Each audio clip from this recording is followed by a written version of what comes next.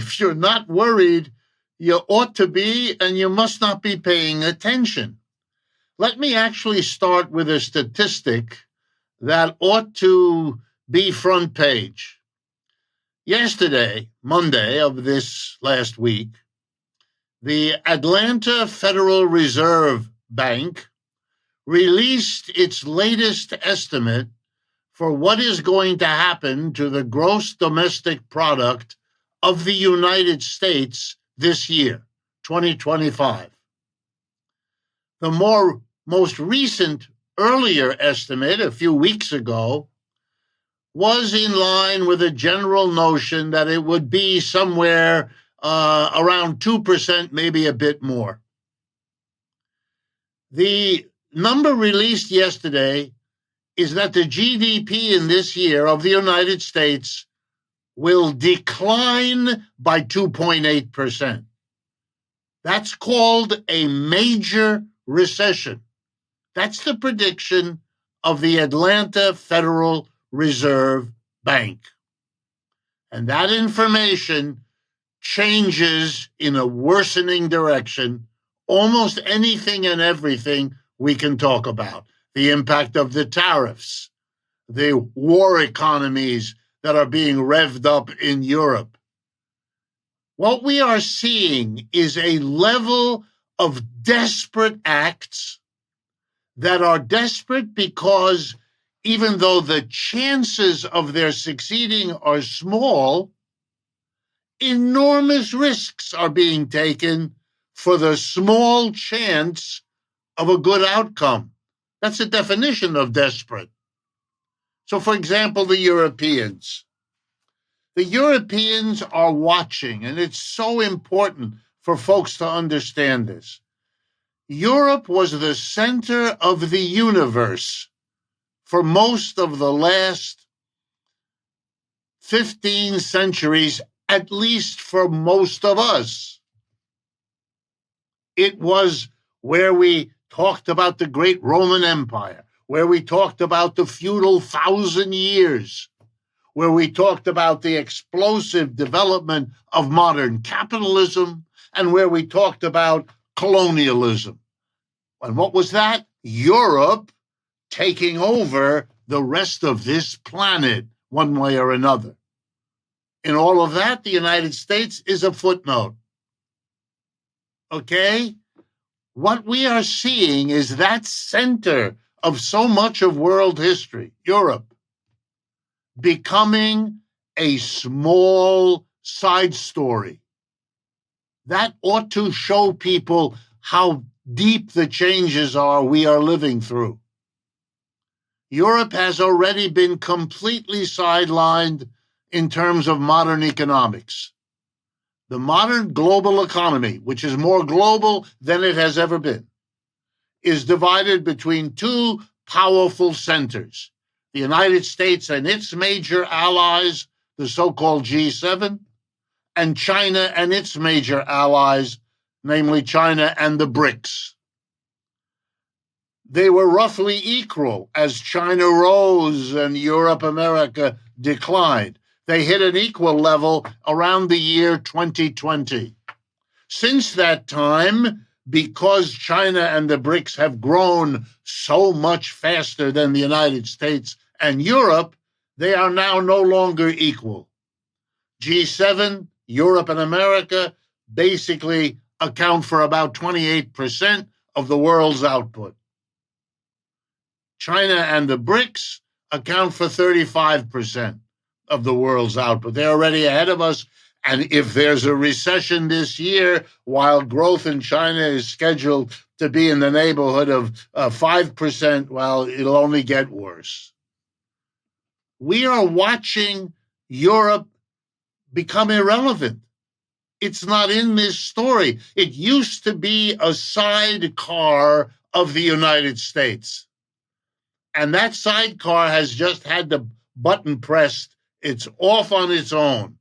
It cannot keep up with the technological advances of Silicon Valley in the US and of China in the rest of the world.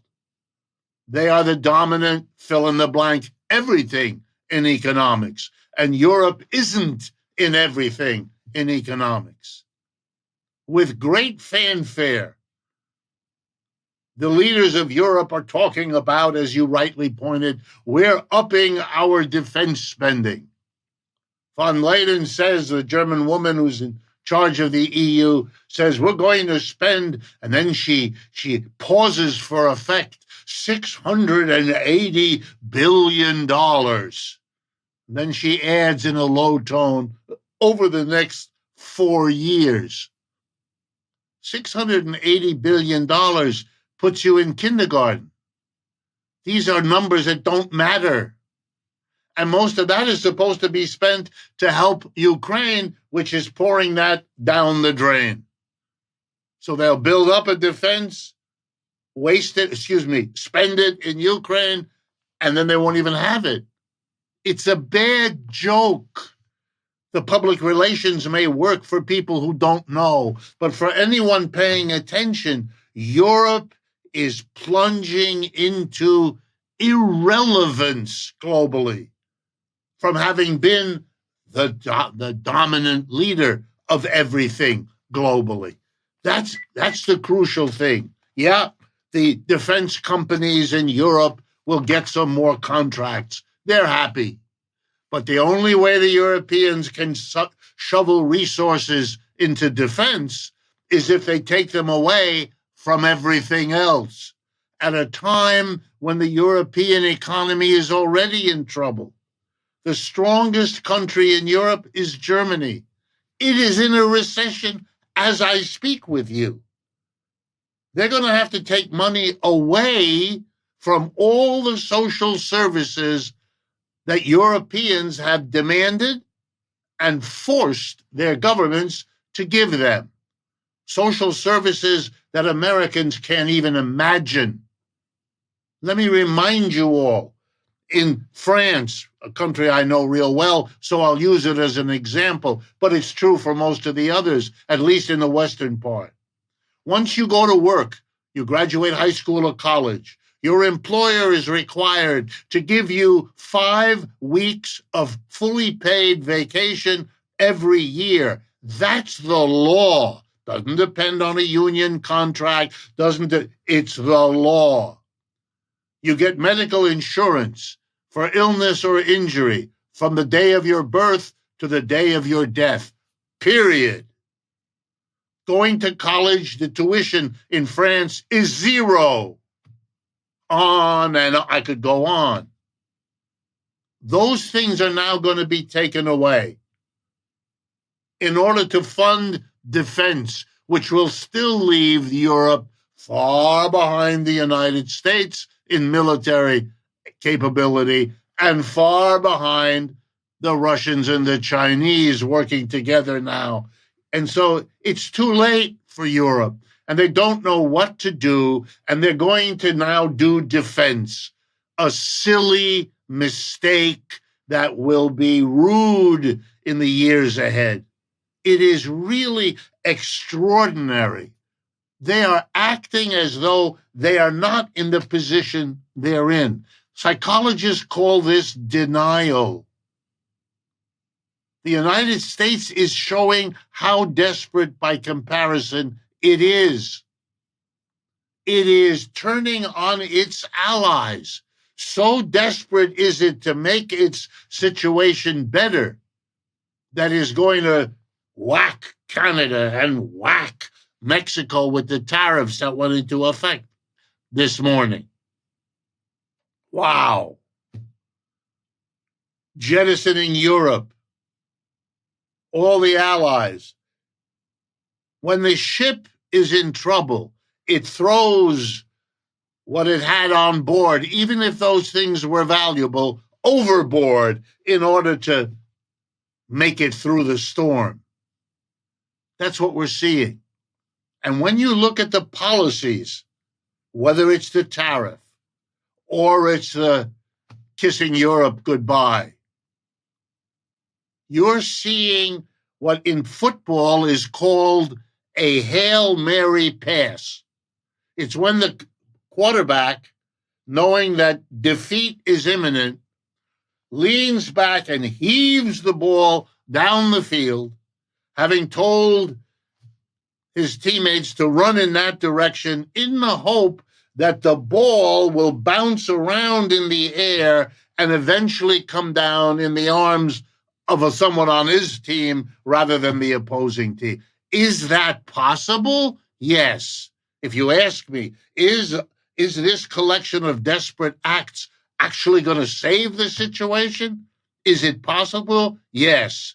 But it's possible in the same way that a Hail Mary pass is possible. It's not likely. It's not a reasonable thing to do. It's not something you would ever do unless you were desperate. Americans have got to understand this, or else they will see each step in this disaster all by itself without understanding the larger process in which we are now involved. And believe me, if the prediction of the Atlanta Federal Reserve Bank is correct, and most economists will think it is, they have a good record down there of making these kinds of predictions, then we are beginning, only at the beginning of the troubles that are going to beset this economy. Capitalism crashes every 4 to 7 years in every country, wherever it has gone. That's why we know about economic downturns. That's why we have all the variables that the Atlanta Federal Reserve has to put in their computer to calculate, we're due for another one now. Every 4 to 7 years. The last one was in 2020 when the pandemic hit. And what are we now? 5 years later, bingo, right on schedule. Capitalism is a system that does this. But if you put together the crises that recur every few years with longer range historical shifts, like what has happened in China and Russia, like the history of Europe that we just summarized, then you're talking about too many things coming together at the same time. It's like, again, in our personal lives, we can handle a crisis over here and then another one over there. But if there's a crisis on the job and a crisis in your love life and a crisis with your children, it's too many. Any one of them you could navigate. We are getting to the point. That's why we have Mr. Trump. It's not that he's odd. What's odd is that an odd person like that would be the president of a country. That's a sign that everything is shaking.